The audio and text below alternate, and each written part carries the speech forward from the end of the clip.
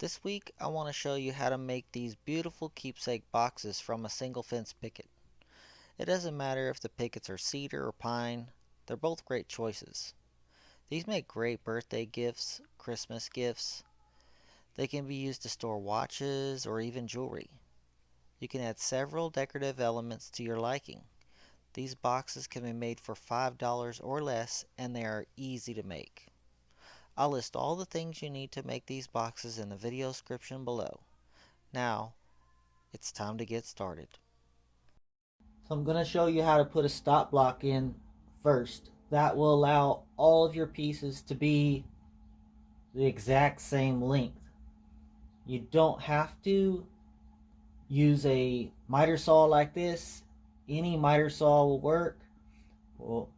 So just watch what I'm going to do here. First thing I'm going to do is I'm going to measure from the blade to a spot on my, what we call the deck. And I'm going to make a mark. For this box, I'm going to make that mark at 12 inches from the blade on this side. And so I'll make a mark right there. And when you look at your tape measure, you'll notice it has a little bit of slop. That allows for it to compensate for 1/16 of an inch. So that way when you push this in, this right here will compensate for that. Or when you pull it, it will compensate for it. So your box will be exactly 12 inches if you make that mark there.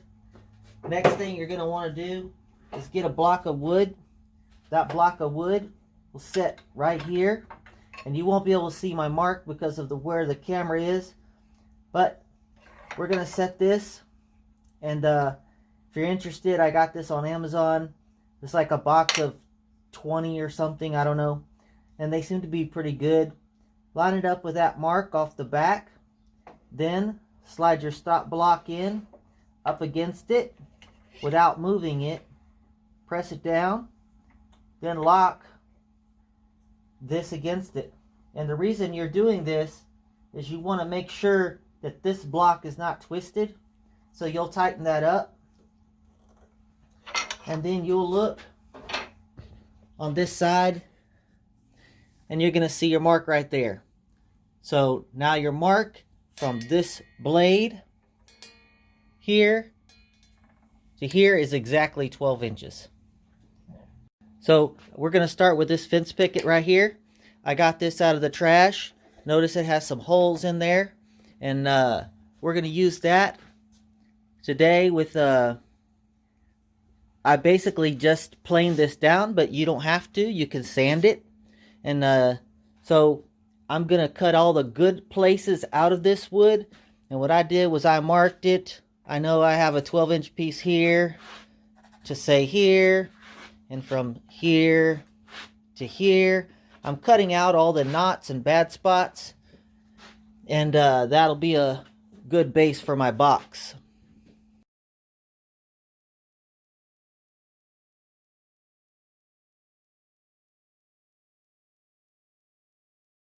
Now I have 4 pieces, and this one has a little bit of a bug hole in it. I'm going to cut a spare extra one. Now we're good to go on the 4 sides. We're also going to cut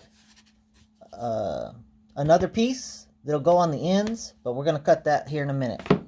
Now we're going to set up our stop block one more time, but we're actually going to use this wood as our measurement, because these are kind of rough estimates or dimensions. And we're going to put this stop block right here up against the blade, using that for our dimension. We don't even have to measure. And now we're ready to cut 2 ends. This being one of them.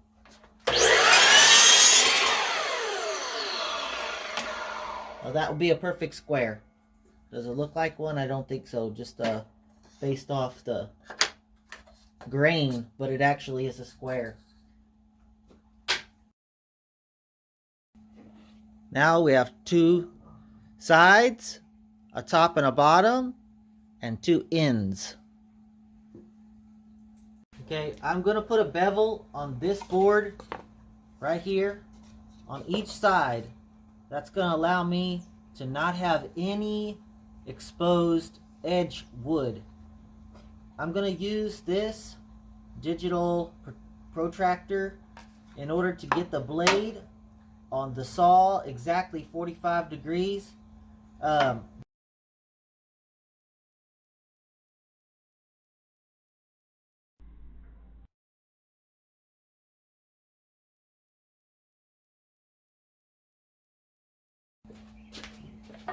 These blocks, we're just gonna put the exact same bevel on each side of this all the way around.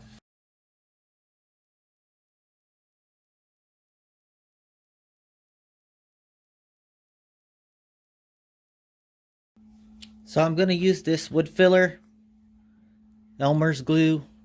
It's stainable, and I'm just gonna fill some of these holes right here that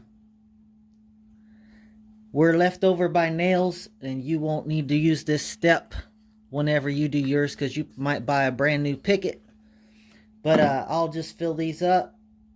But what I wanted to mention while I was doing this is that I have a board here that's kind of rough, and I have a board that's very smooth, and another board that's very smooth.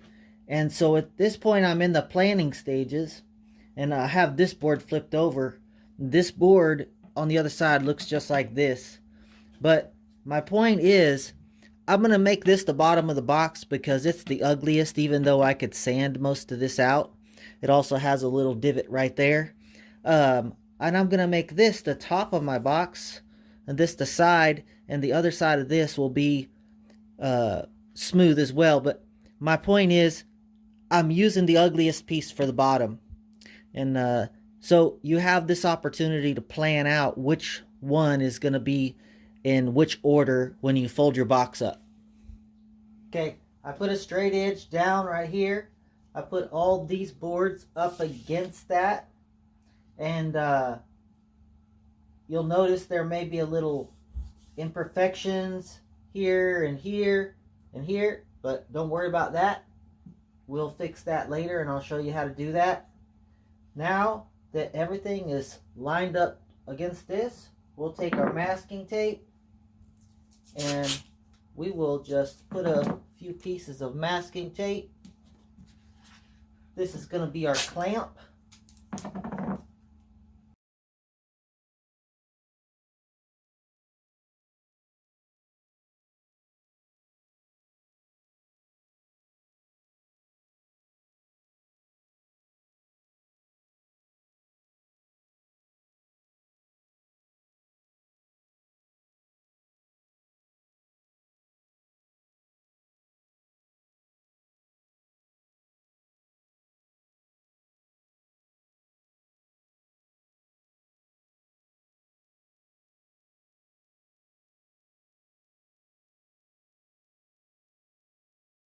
So I removed the rubber bands, and now I'm just going to take off the tape.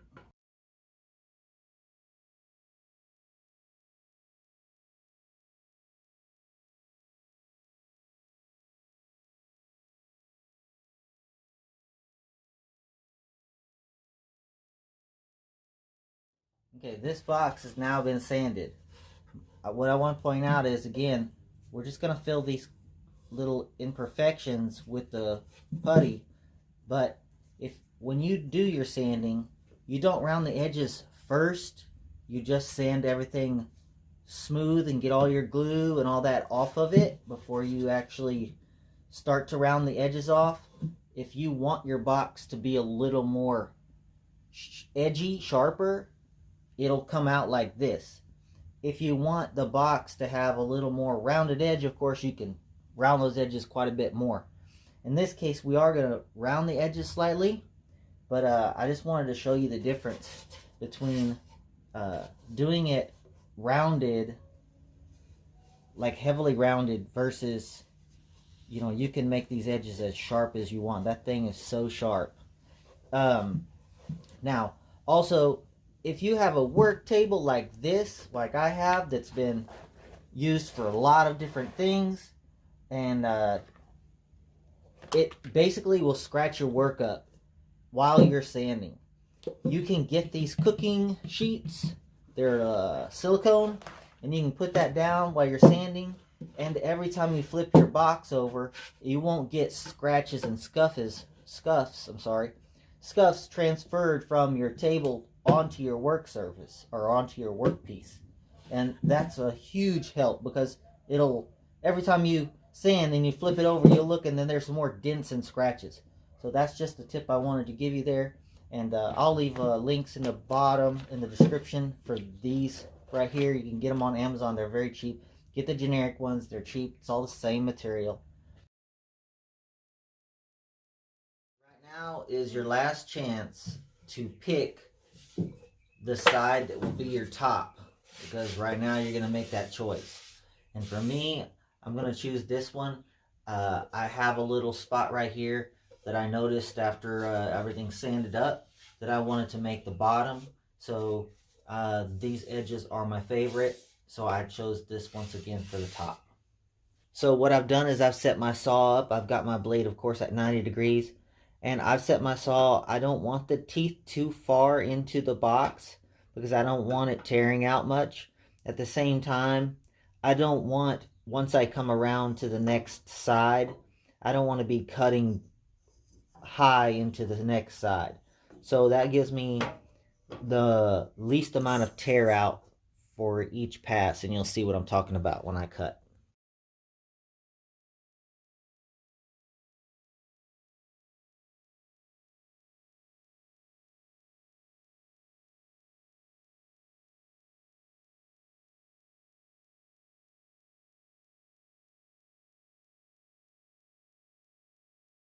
For this box, I'm going to use this dark walnut, and this is made by Rust-Oleum, and I like the way it turns out whenever you put it on nice and thick.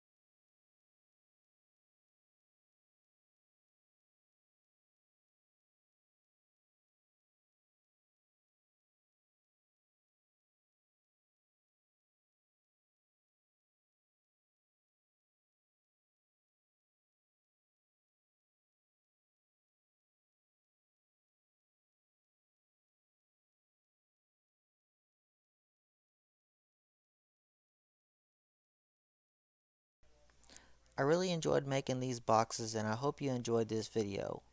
Don't forget to like the video by giving it a thumbs up, and be sure to subscribe. Hit the bell so you'll be notified when the next video comes out.